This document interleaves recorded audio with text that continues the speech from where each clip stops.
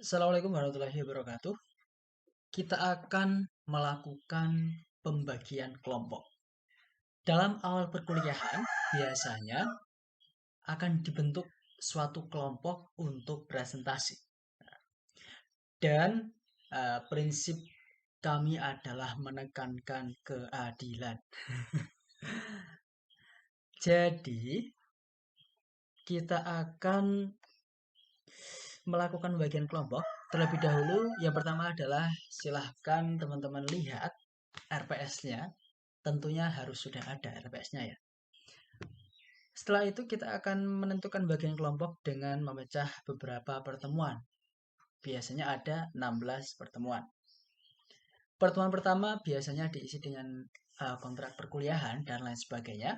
Kemudian dilanjutkan dengan pertemuan kedua, 3, 4, 5, 6, sampai 16. Berikut ada pembagiannya setelah saya sesuaikan dengan RPS. Dalam hal ini adalah bilangan dan pengolahan data. Jadi BDPD. Ya. Kemudian dalam menilai, tentu saya menggunakan instrumen. Instrumen untuk apa? Untuk menghindari subjektivitas. Nah, jadi kalau kita mengacu pada instrumen, jadi kita nggak lihat siapa yang membawakan, tapi apa materi yang dibawakan. Undur makola, wala tanzir mankola. Nah, seperti itu. Jadi ini beberapa instrumen yang saya buat tentang kisi-kisi penilaian, presentasi. Jadi silakan disesuaikan dengan teman-teman gimana mau buatnya kayak gimana. Oke, langsung saja. Setelah kita siapkan ini ya, jumlah mahasiswanya ini ada 40 mahasiswa dalam kelas ini dan perharinya sudah kita bagi sehingga nanti kita akan menggunakan Excel-nya. Ini adalah dari sistem. Kita copy terlebih dahulu 40 mahasiswa ini. Oke. Kemudian kita taruh di mana? Kita taruhnya di aplikasi yang namanya Wheel of Names. Ini merupakan aplikasi rekomendasi dari saya uh, yang menurut saya ini sangat powerful karena saya belum melihat aplikasi pembandingnya yang lebih powerful daripada ini. Kalau teman-teman lihat silahkan ditaruh di kolom komentar ya. Oke. Kita akan langsung aja kita akan paste di sini. Secara otomatis ini akan berisi 40. Nah, sebelumnya tadi saya telah mengacak juga yang lain. Oke, sebelumnya kita refresh dulu aja. eh Biar seperti free ya, Wheel of Names-nya saya klik lagi aja. Biar apa? Bukan free. Ya, tapi ternyata ini ya. Oke, resultnya sudah 0. Kemudian kita akan menghapus nama-namanya juga. Biar benar-benar 0. Kita tunggu loadingnya. Oke, ternyata agak lama juga ya. Oke, sudah. Kemudian kita paste di sini. Nah, kita pastikan bahwasanya ini ada 40 mahasiswa, mulai dari Alia sampai Talita. Kita cek Excel-nya, Alia sampai Talita. Oke. Kemudian kita shuffle atau kita acak. Acak 1, 2, 3, 4, 5, 6, 7. 7 boleh, atau berapa pun boleh. Ini urutannya sudah teracak. Kita langsung saja kita spin untuk menentukan kelompoknya. Kemudian ini kita minimize, kita taruh ke kiri ya, dengan cara klik di keyboard laptopnya, Windows sama panah kiri. Windows panah kiri. Oke, otomatis kayak gini. Kemudian kita taruh di sini seperti ini. Oke, ini sudah ada biar kita mudah ngambilnya nanti. Jadi seperti ini. Oke. Kemudian kita acak langsung spin.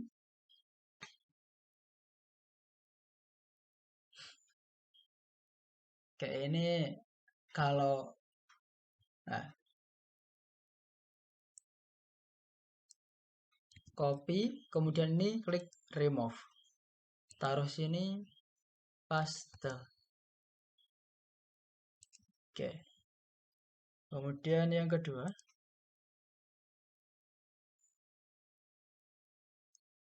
ini tidak saya percepat, tidak saya pause juga. Jadi silakan jika teman-teman pengen men-skip, boleh-boleh aja.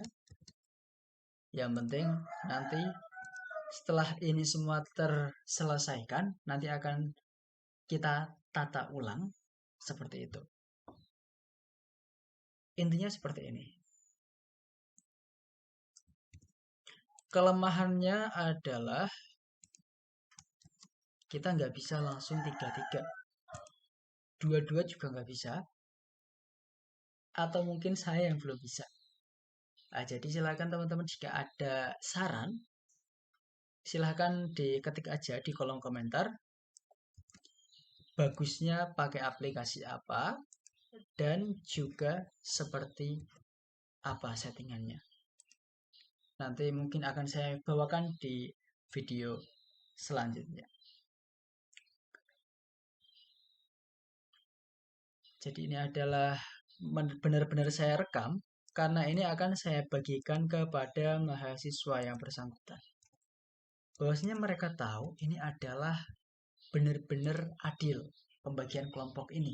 Tidak ada intervensi, tidak ada juga yang namanya tebang pilih ataupun pilih kasih. Dengan hal ini tentunya mahasiswa akan lebih menghargai teman-teman dosen saat membagi kelompok. Karena bukan dengan sesuai NIM, bukan juga dengan sesuai abjad. Kasihan mereka kalau sesuai NIM. Sudah banyak dosen yang melakukan itu. Juga bukan sesuai abjad, karena apa? Mereka dari sekolah udah terbiasa sesuai abjad. Jadi yang A absennya presensinya di A itu udah ketar-ketir duluan pastinya. Kemudian yang Z itu terbiasa santai. Nah, masih lama gitu. Jadi ini adalah murni berdasarkan acak.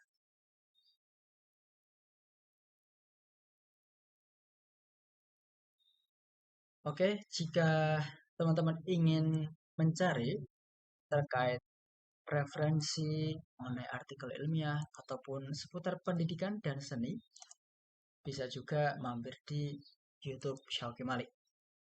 Kita banyak membahas di sana, tentunya hal-hal yang bermanfaat.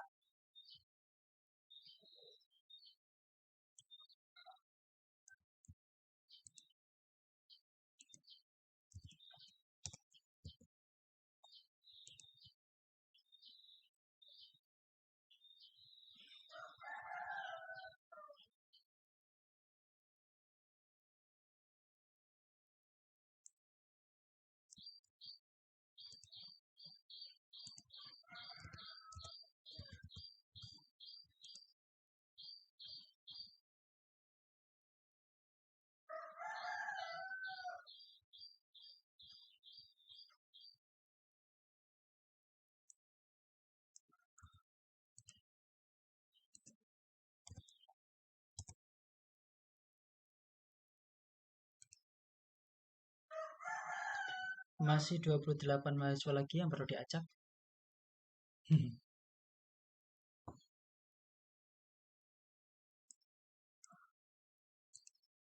Memang ini terkesan buang-buang waktu gitu ya.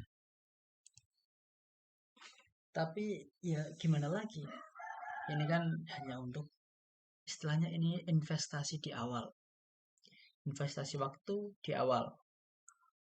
Sehingga mahasiswa akan lebih menghormati keputusan ini daripada kita asal tunjuk aja.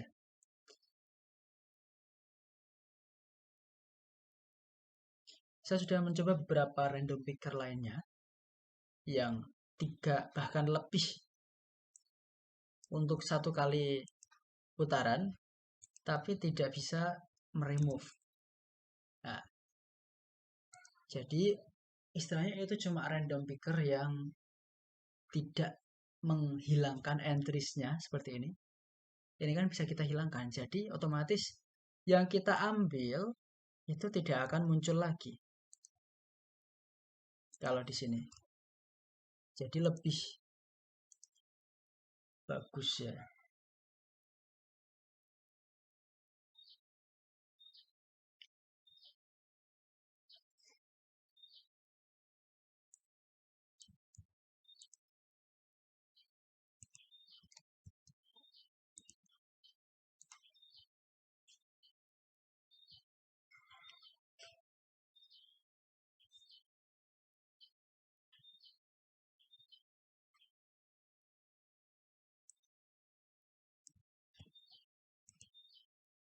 Oke, jadi memang saya terbiasa menggunakan spreadsheet untuk melakukan penilaian. Karena apa? Ya, karena akan terupdate otomatis di spreadsheet tersebut.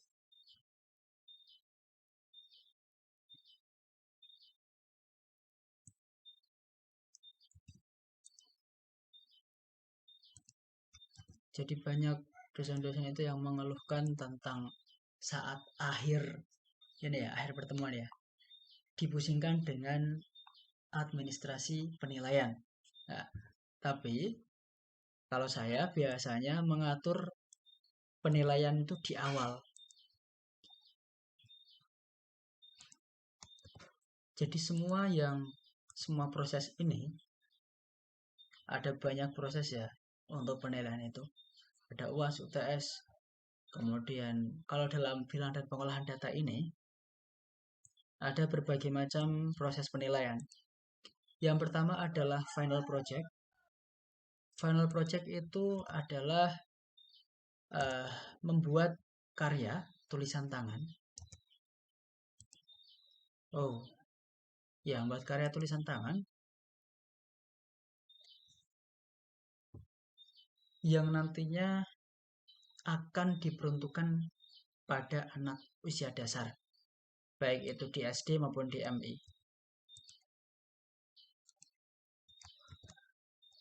Kemudian yang kedua adalah uji kompetensi 1. Uji kompetensi 1 dari bilangan cacah sampai KPK dan FPP.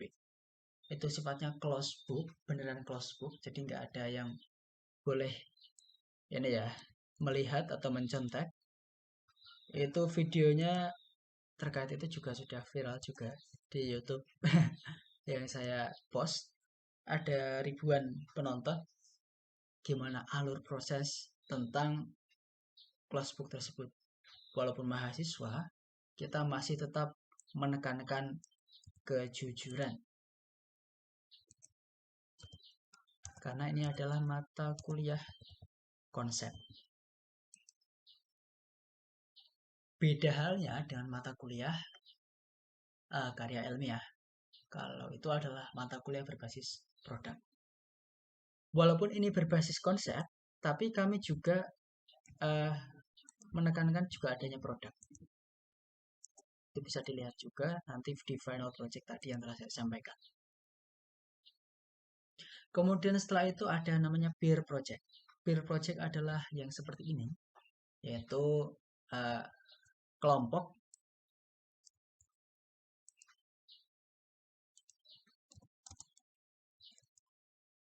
presentasi kelompok. Tapi ini bukan berarti bilangan cacah itu dibawakan oleh 3 orang ini. Enggak. Nah, tetapi mereka memiliki karya masing-masing. Bukan berarti ini berkelompok, bukan. Tapi dalam satu pertemuan itu dihandle 3 orang. Dengan materi yang sama, tapi penyajian yang berbeda. Jadi bukan bekerja sama untuk satu PPT. Enggak. Tapi tugas masing-masing. Hanya saja didiskusi secara panel. Gitu. Jadi tidak ada yang namanya bergantung dengan orang lain.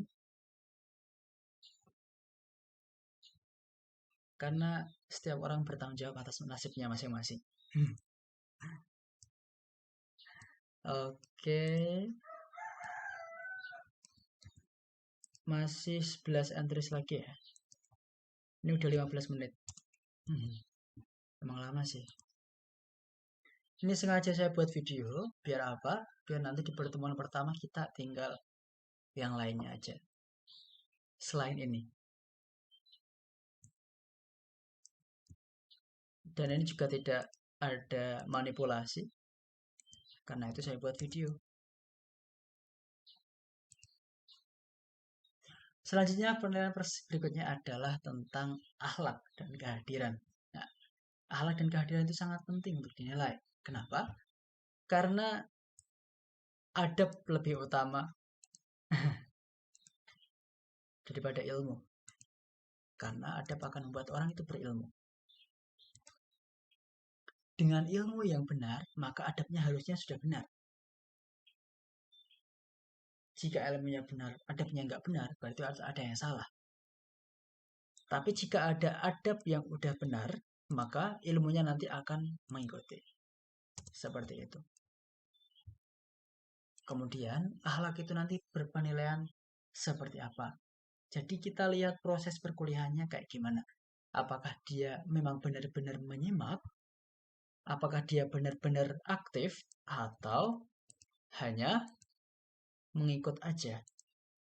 Itu bisa kita amati saat perkuliahan berlangsung. Selanjutnya, penilaian berikutnya adalah tentang kuis. Nah, kuis ini ada dua aspek. Yang pertama aspek dari pembuat kuis, yaitu mahasiswa yang presentasi, dan aspek mahasiswa yang mengerjakan kuis. Aspek mahasiswa yang presentasi, dia dilatih untuk membuat kuis yang benar. Dari segi yang mahasiswa yang mengerjakan kuis, dia dilatih untuk mengimplementasikan pengetahuannya yang telah disajikan oleh presentator tadi, sehingga dia memang benar-benar bisa mengerjakan. Dan kuis itu biasanya di timer ya. Timer sesuai bobot kesulitannya, silahkan dibebaskan berapapun timernya. Yang penting jangan terlalu lama dan jangan terlalu sedikit. Kemudian nanti akan direkap juga dalam Google Form. Dan yang terakhir adalah penilaian teman. Nah, penilaian teman nanti akan dilakukan oleh mahasiswa peserta diskusi terhadap presentator atau terhadap temannya yang presentasi tadi. Gimana sih menurutnya? Jadi selain kita memperhatikan dari penilaian dosen, kita juga harus memperhatikan penilaian dari mahasiswa. Seperti apakah? Seperti apa? Wah, ini mah nggak usah dicari ini ya. Udah selesai nih. Oke, ini sudah selesai otomatis ini mah. Tinggal 2 ya, otomatis masuk sini tuh. Siapapun itu. Ya udah sekalian.